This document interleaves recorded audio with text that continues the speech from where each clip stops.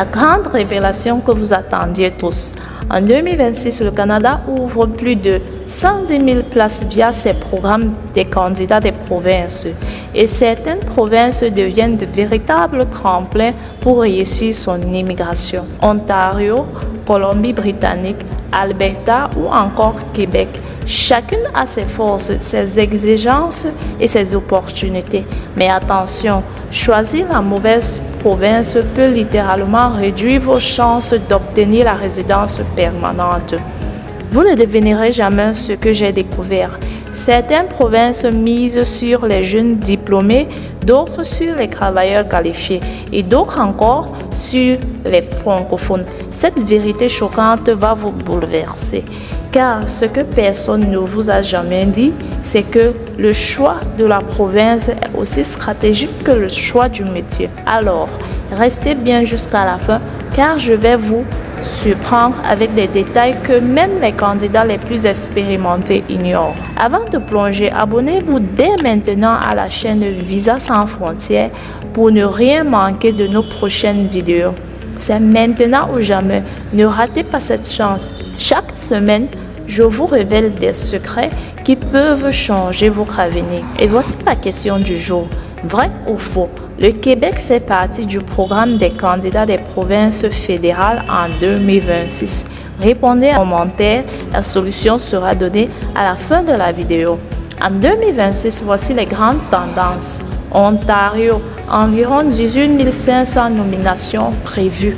La province la plus attractive pour les francophones et les professions en demande. Temps de traitement 3 à 6 mois. Colombie-Britannique, très populaire pour les métiers technologiques et les travailleurs qualifiés. Vancouver attire les jeunes talents, mais attention au coût de la vie.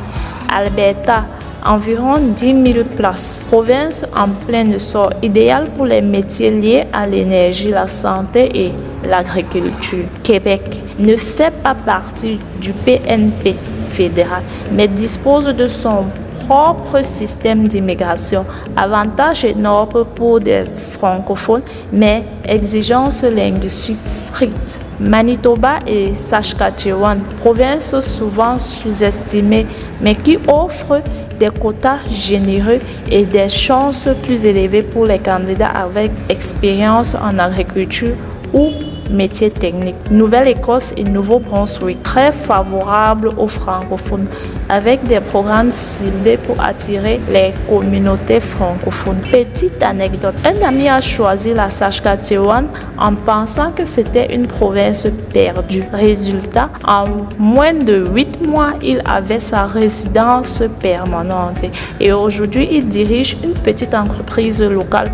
Comme quoi, les provinces moins glamour peuvent cacher de vraies opportunités. Bon à savoir, en 2026, le Canada met l'accent sur les métiers essentiels, santé, construction, transport. Les provinces adaptent leurs quotas en fonction de ses besoins. Donc, si vous êtes infirmier, ingénieur ou chauffeur de camion, vos chances explosent littéralement. En conclusion, le choix de la province dépend de votre profil. Francophone, Québec, Nouveau-Brunswick, Ontario. Métiers techniques ou agricoles, Saskatchewan, Manitoba, Alberta. Jeune diplômé en technologie, Colombie-Britannique, Ontario. Ne faites plus jamais l'erreur de choisir une province au hasard.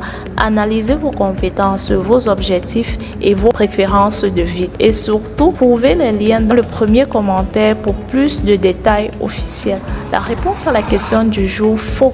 Le Québec ne fait pas partie du PNP fédéral. Il a son propre système d'immigration.